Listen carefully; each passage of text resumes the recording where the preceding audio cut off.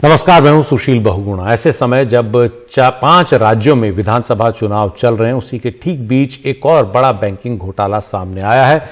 4 साल बाद देश के बैंकिंग सेक्टर में यह बड़ा घोटाला है 23,000 करोड़ का। एबीजी शिपयार्ड ग्रुप पर आरोप लग रहा है कि उसने 28 से ज्यादा बैंकों के साथ धोखाधड़ी की है। इन बैंकों में state bank of India, Punjab national bank, IDBI के अलावा आईसीआईसीआई जैसे प्राइवेट बैंक भी शामिल हैं। आरोप है कि एबीजी ने बैंकों के समूहों से लोन और कई तरह की क्रेडिट सुविधाएं ली। बैंकों से मिले इन पैसों को अपनी सहयोगी कंपनियों के जरिए विदेशों में भेज दिया। तो 22,847 करोड़ रुपए का ये बड़ा घोटाला है और इसके बाद एबीजी ग्रुप पर जो छापेमारी हुई है वो खत्म हो चुकी है। एफआईआर में शामिल सभी आरोपी देश में ही मौजूद हैं, ये सूत्रों ने जानकारी दी है। आरोपियों के बैंक खातों और लेन देन की पूरी जानकारी ले ली गई है और उनकी संपत्ति की जानकारी भी ली गई है। सीबीआई ने कई इलेक्ट्रॉनिक डिवाइस जब्त कर ली हैं, कई दस्तावेज भी सीबीआई ने बरामद किए हैं। हमारे सहयोगी मुकेश सेंगर दे रहे हैं ज्यादा जानकारी। 5 राज्यों में चुनाव के ठीक पहले बैंकिंग फ्रॉड के इतिहास में अब तक का सबसे बड़ा घोटाला सामने आया है। दरअसल स्टेट बैंक ऑफ इंडिया समेत 28 बैंकों ने 2019 में सीबीआई को ये शिकायत दी थी कि गुजरात की company ABG shipyard private limited और एबीजी इंटरनेशनल लिमिटेड ने 2012 से लेकर 2017 तक इन बैंकों से 22,824 करोड़ रुपए के करीब लोन लिया, लेकिन ये लोन नहीं चुकाया। उसके बाद सीबीआई ने इस मामले की जांच शुरू की और 2019 के बाद से लगातार वो जांच कर रही थी। जांच में ये पाया गया कि जो बैंकों के आरोप हैं वो सही है और ये भी पाया गया कि ये सारा पैसा सेल कंपनी के जरिए या तो देश में कहीं और लगाया गया या फिर विदेश भेजा गया। उसके बाद सीबीआई ने कल इस मामले को लेकर एक केस दर्ज किया और केस दर्ज करने के बाद सीबीआई ने महाराष्ट्र और गुजरात समेत 13 जगहों पर छापेमारी की। छापेमारी में सीबीआई को बहुत सारे डॉक्यूमेंट्स मिले हैं, दस्तावेज मिले हैं, साथ में कई इलेक्ट्रॉनिक एविडेंस मिले हैं। जांच में यह भी साफ हुआ है कि सभी आरोपी इस मामले के देश में हैं। दरअसल सीबीआई ने इन दोनों कंपनियों के अलावा जो इस कंपनी के बोर्ड ऑफ डायरेक्टर्स हैं उनके खिलाफ भी ठगी का मामला दर्ज किया है और जांच में साफ हुआ है कि सभी आरोपी फिलहाल देश में हैं। इसीलिए इस मामले में कार्रवाई करने में आसानी रहेगी।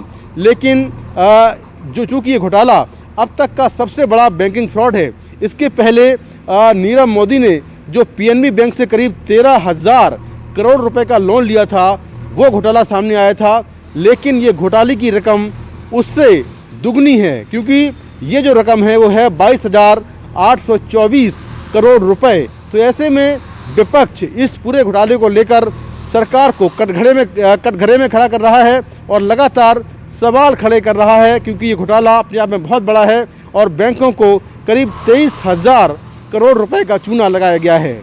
नई दिल्ली से मुकेश सिंह, एनडीटीवी इंडिया। और 5 राज्यों में चुनावों के बीच ये मामला सामने आया है और इस पर जो विपक्षी दल हैं वो सरकार पर अब खासे हमलावर है। पाकिस्तान का सबसे बड़ा बैंक घोटाला 22,842 करोड़ रुपए का मोदी सरकार की नाक के नीचे और उनकी प्रत्यक्ष और परोक्ष सहमति से घटित हुआ है। पिछले 7.5 साल में मोदी सरकार में 5 लाख और चौंकिए मत 5,35,000 करोड़ रुपए के बैंक फ्रॉड हुए हैं। पिछले 7 साल में मोदी सरकार में बैंकों ने देश के लोगों की 8,17,000 करोड़ रुपया राशि बट्टे खाते में डाल दी है। मोदी सरकार के 7 साल में बैंकों के एनपीए में 21 लाख करोड़ का इजाफा हुआ है। गुजरात के व्यापारी करीबन 28 बैंकों का पैसा लेके भाग गए। ये पढ़ लिया कि नहीं पढ़ा? 28 बैंकों का 22,000 करोड़ रुपया पैसा लेकर के भाग गए और ये पहली बार नहीं भागे हैं। बताओ, जब जब कोई भागा है बैंकों का पैसा लेकर के, तो बताओ कहां का निकला है? ये बैंकों में पैसा किसी और का नहीं है, ये आपका और हमारा बैंकों में पैसा है।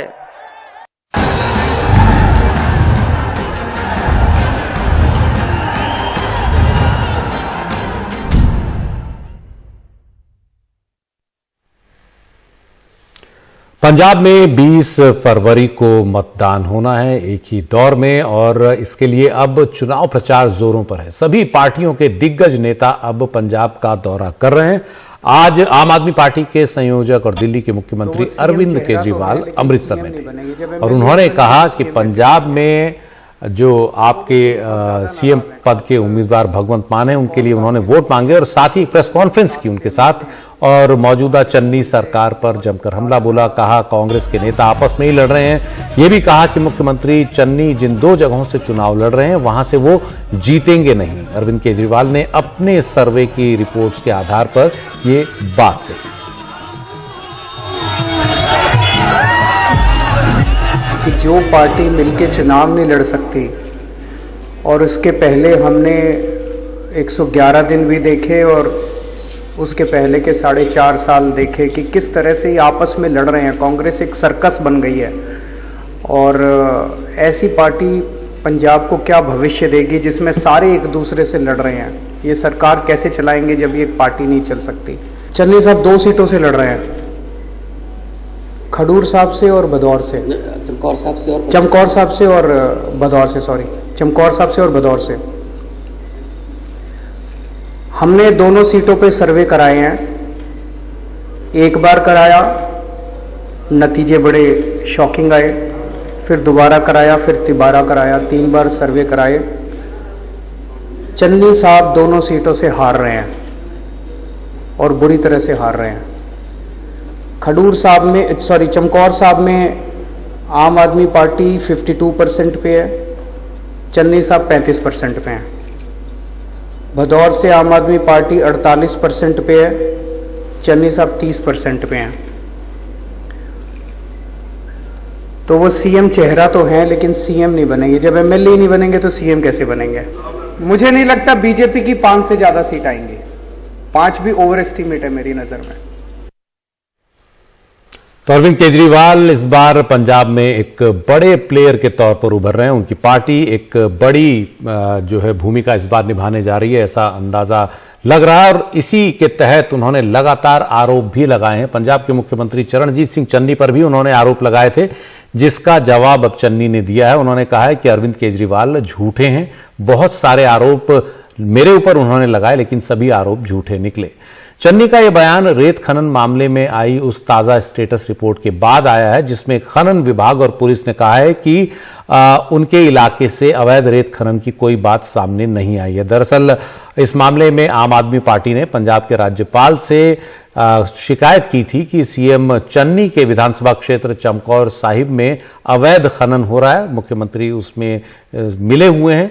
इसके बाद राज्यपाल ने पंजाब के डीजीपी से इस जांच के लिए कहा, और जांच के बाद जो स्टेटस रिपोर्ट अधिकारियों ने भेजी उसमें कहा गया कि इस इलाके में अवैध रेत खनन की बात सामने नहीं आई। तो इसी आधार पर अब चन्नी को भी केजरीवाल पर पलटवार का मौका मिल गया। आम आदमी पार्टी वाले झूठ का पलंदा बनाते, गल्लां दा कड़ा बनाते, इन्हां च कोई सच्चाई नहीं हुंदी। ये दुनिया भर के इल्जाम दूसरे ते लगा देंदे, अगले दा चेहरा खराब करते ते बाद दे विच माफी मंग लेंदे। केजरीवाल ने कोई एक बार माफी नहीं मंगी, गडकरी साहब तो मंगी सी। ये बिना मतलब दे झूठे बंदे हैं। इन्हां ने गवर्नर साहब नूं शिकायत करके देख ली, गवर्नर साहब ने इनक्वायरी करा दी। सच्चाई आखिर सच्चाई रहती है। और उधर पंजाब के फरीदकोट में कांग्रेस महासचिव प्रियंका गांधी ने रैली की। यहां के कोटकपुरा में उन्होंने कहा कि पंजाब में 5 साल हमारी सरकार थी, हम मानते हैं कि कुछ गलतियां हमसे हुई, लेकिन जो सरकार 4.5 साल चली, 4.25 साल चली, वो केंद्र की बीजेपी सरकार के इशारे पर चल रही थी, इसलिए हमें उसे बदलना पड़ा। वो कैप्टन अमरिंदर सिंह पर एक तरह से निशाना साध रही थी। उन्होंने कहा कि हमने नेतृत्व बदला और आपके ही बीच से चरणजीत सिंह चन्नी को लेकर आए, जो बहुत मेहनत करते हैं पंजाब की और आपको समझते हैं। विज्ञापनों में आपको जो आम आदमी पार्टी है वो उभरी कहां से है? नहीं है, वो उभरी ही आरएसएस से है। आम आदमी पार्टी के नेता खुद कहते हैं कि हम भाजपा से बड़े भाजपा हैं। दिल्ली में सेहत संस्थान, शिक्षा के संस्थान के नाम में कुछ नहीं है। आपको बताया जाता है कि बढ़िया बढ़िया स्कूल बने हैं। जरा आइए दिल्ली आके देखिए क्या बना है। ये सच है कि 5 सालों से हमारी यहां सरकार थी। ये सच भी है कि उस सरकार में कुछ खामियां थी, कहीं रास्ते में भटक गए। वो सरकार पंजाब से चलनी बंद हो गई, वो सरकार दिल्ली से चलने लगी, और दिल्ली में भी कांग्रेस पार्टी से नहीं लेकिन भाजपा और भाजपा की सरकार द्वारा चल रही थी। वो जो छुपी हुई साठगांठ थी वो आज खुले में आ गई है। इसीलिए हमें वो सरकार बदलनी पड़ी, इसीलिए हमें एक नई राजनीति आपके सामने लानी पड़ी। चन्नी जी का कभी फोन नहीं मिलता, बोलते 3 बजे सुबह आया था मैं, 6 बजे सुबह चले गए। सुबह से शाम तक, सुबह होने तक आपके लिए काम करते रहते हैं। उधर गृह मंत्री अमित शाह चुनाव प्रचार के लिए पंजाब के लुधियाना में थे। यहां उन्होंने दावा किया कि अगर पंजाब में एनडीए की सरकार बनती है तो 5 साल में वो पंजाब को ड्रग्स से मुक्त करा देंगे। राज्य के 4 शहरों में नारकोटिक्स कंट्रोल ब्यूरो की शाखाएं स्थापित करेंगे। मंच पर उपस्थित भाई गजेंद्र सिंह शेखावत जी, बहन मीनाक्षी, पंजाब के अंदर कोई लचर सरकार पंजाब और भारत की सुरक्षा कर सकती है क्या? जोर से बोलिए, कर सकती है क्या? एक चन्नी के नेतृत्व में पंजाब सुरक्षित रह सकता है क्या?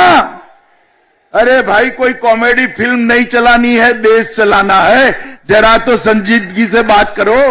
और एक केजरीवाल साहब जो सिर्फ और सिर्फ वोटों की राजनीति करते हैं, उनका सुरक्षा से कोई लेन देन नहीं है। गत चुनाव को याद करना, इनकी चली तो सारे आतंकवादियों को फिर से रिवाइव कर देंगे भैया, रिवाइव कर देंगे।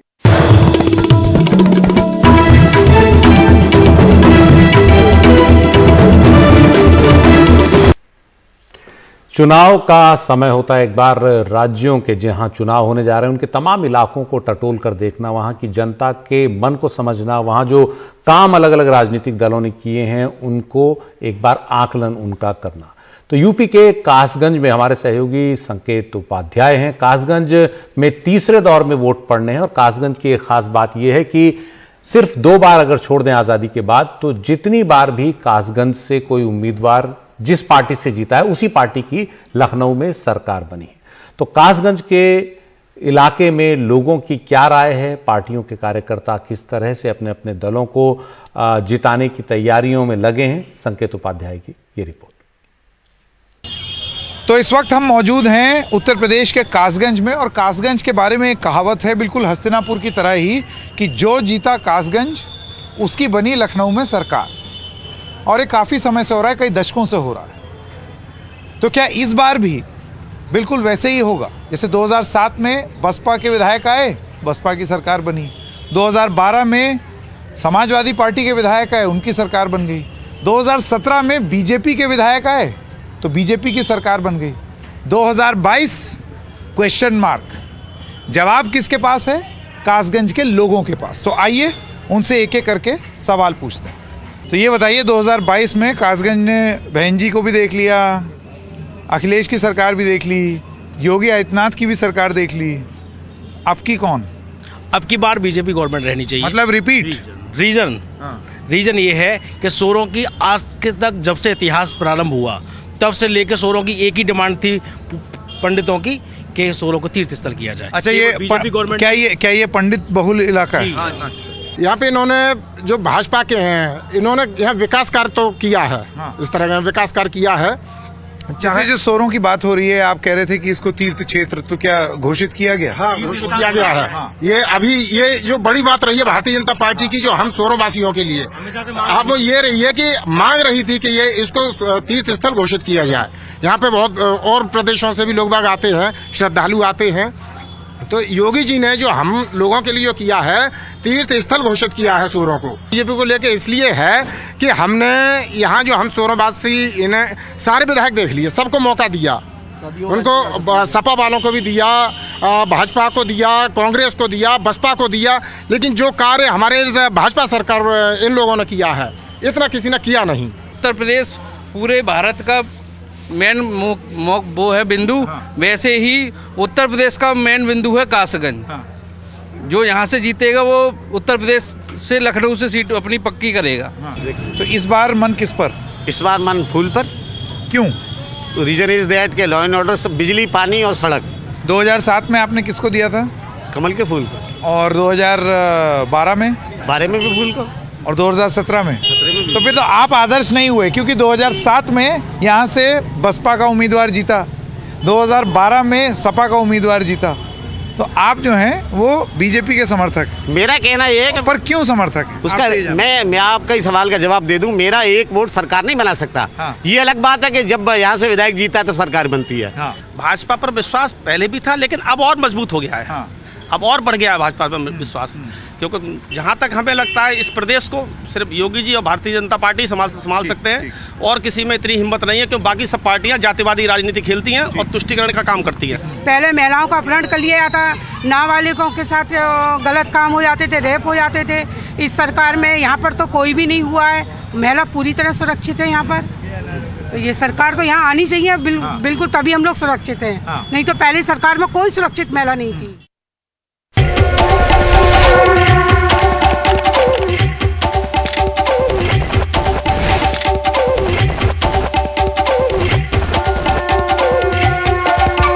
प्रदेश और उत्तराखंड में बीजेपी की सरकार होने के बावजूद तालमेल की कमी का ये नायाब नमूना पेश कर रहा है। कैसे, तो आप खुद ही देखिए। उत्तर प्रदेश सरकार ने पुल तैयार कर लिया, लेकिन 2 किलोमीटर की सड़क 2 साल से नहीं तैयार कर पाई। लिहाजा सहारनपुर से बिजनौर आने के लिए आपको 60 किलोमीटर ज्यादा चलना पड़ता है। हमें ये बताया गया कि 2020 में रिवाइज एस्टीमेट जो है वो पास हो चुका है। 20 करोड़ रुपया उत्तर प्रदेश सरकार की ओर से मांगा गया था, वो भी पास हो चुका है, लेकिन उसके बावजूद 2 साल से अप्रोच रोड जो है इस पुल की वो नहीं बनी है। इन कच्चे रास्तों से चलते हुए हम पुराने लोहे के पुल से गंगा नदी को पार करके उत्तराखंड पहुंचे, लेकिन यहाँ भी पुल खड़ा है, सड़क गायब है।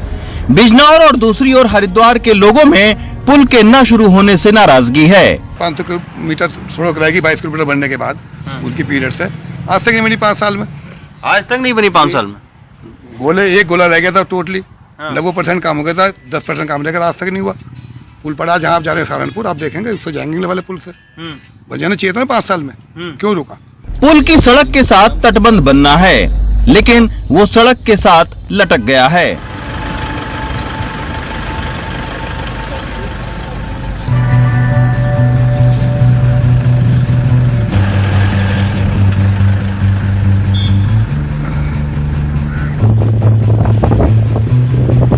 बिजनौर का ये दयाल वाला गांव है। यहाँ के ग्रामीणों की रोजी रोटी खेती और बेंत की कुर्सियाँ बनाने से चलती हैं। लेकिन पहले लॉकडाउन, फिर हर साल आने वाली गंगा नदी की बाढ़ से अब सरकार के खिलाफ इनका गुस्सा 7वें आसमान पर है।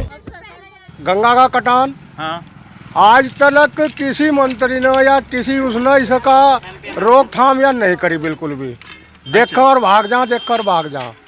विधानसभा चुनाव के दूसरे चरण का मतदान होने वाला है, लेकिन नेताओं के भाषण और हिंदू मुसलमान ध्रुवीकरण करने की कोशिशों के बीच ये मुद्दे गायब हो जाते हैं।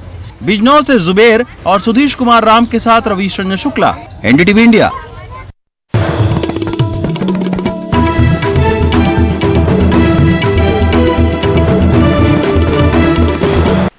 असम के मुख्यमंत्री हेमंत बिस्वा शर्मा की ओर से कांग्रेस नेता राहुल गांधी को लेकर एक आपत्तिजनक बयान दिए जाने पर काफी प्रतिक्रिया सामने आ रही है। तेलंगाना के मुख्यमंत्री के चंद्रशेखर राव ने इस बयान को लेकर प्रधानमंत्री मोदी पर निशाना साधा है और पूछा है कि क्या यही भाजपा के संस्कार हैं, क्या यह हमारे देश की मर्यादा है। केसीआर ने ये सवाल उठाए क्योंकि हेमंत बिस्वा शर्मा ने एक बयान दिया था जिसमें उन्होंने कहा था कि वो सर्जिकल स्ट्राइक का सबूत मांगता है, लेकिन हमने तो कभी राहुल गांधी से उनके राजीव गांधी के पुत्र होने का सबूत नहीं मांगा। और इसे लेकर कांग्रेस में भी काफी नाराजगी है और हेमंत बिस्वा शर्मा के इस बयान पर काफी सवाल खड़े हो रहे हैं। उत्तराखंड का जो बेटा आर्मी में नौकरी करता है, उनका ऊपर आपका क्या विश्वास नहीं है? दिल्ली में युवा कांग्रेस के कार्यकर्ताओं ने इस मुद्दे पर प्रदर्शन किया। यहां कार्यकर्ता अपने हाथ में हेमंत बिस्वा शर्मा से जुड़े पोस्टर लिए हुए थे जिनमें लिखा था कि घटिया सोच का ब्रांड एम्बेसडर हेमंत बिस्वा शर्मा। इसके अलावा कई और पोस्टरों पर बीजेपी के खिलाफ नारे भी लिखे हुए थे और ये कहा जा रहा था उन सब में कि ये टिप्पणियां अभद्र हैं जो हेमंत बिस्वा शर्मा ने राहुल गांधी को लेकर की हैं। ऐसे में उन्हें मुख्यमंत्री के पद पर रहने का हक नहीं है। कैसे हेमंत बिस्वा शर्मा जो कि मुख्यमंत्री है आसाम के, उन्होंने अपनी नैतिकता खो दी है। कहीं ना कहीं आसाम के लोग आज महसूस कर रहे हैं कि संस्कृति के विरोध में जिस तरह की उन्होंने अभद्र टिप्पणी की है, वो शर्म आती है। इस देश में उनको कोई हक नहीं है मुख्यमंत्री के पद पर रहने का। और जब तक ये माफी नहीं मांगते पूरे देश में इसी तरह से हेमंत बिस्वा शर्मा का विरोध होगा, सड़क से संसद तक। दिल्ली में आए चाहे कहीं जाए, उनका हर जगह घेराव होगा। और हेमंत बिस्वा शर्मा के खिलाफ बेंगलुरु में भी युवा कांग्रेस के कार्यकर्ताओं ने कल प्रदर्शन किया। बीजेपी के खिलाफ, हेमंत बिस्वा शर्मा के खिलाफ जमकर नारेबाजी की। ऐसा गिरा हुआ पॉलिटिक्स करने से बदल जो असम में आज प्रॉब्लम्स है, जो असम में आज लड़ाइयां हैं, जो असम और मिजोरम के बीच में बॉर्डर का इशू हुआ, 100 लोग मरे थे। वो इंडिया है, ये भी इंडिया है, असम भी इंडिया है, मिजोरम भी इंडिया है, मगर इंडिया के अंदर बॉर्डर के लिए हम लोग ऐसा लड़ रहे हैं। वो काम तुम सीएम बन के उधर नहीं देख सकते हो। जो आपको बढ़ाया, जो आपको आज ये इतना बड़ा नेता बनाया, कांग्रेस पार्टी ने बनाया, यूथ कांग्रेस ने बनाया, कांग्रेस पार्टी से एमएलए बने। अब कांग्रेस पार्टी से लीडर्स को लेके उधर जाके आज बीजेपी में बने हैं। बीजेपी में जब तुम शारदा स्कैम किया कोलकाता में, जैसे ही तुम बीजेपी के अंदर चला, गंगा स्नान हो गया, केस बंद हो गया। अब तुम हमारा लीडर के बारे में बात करते हो।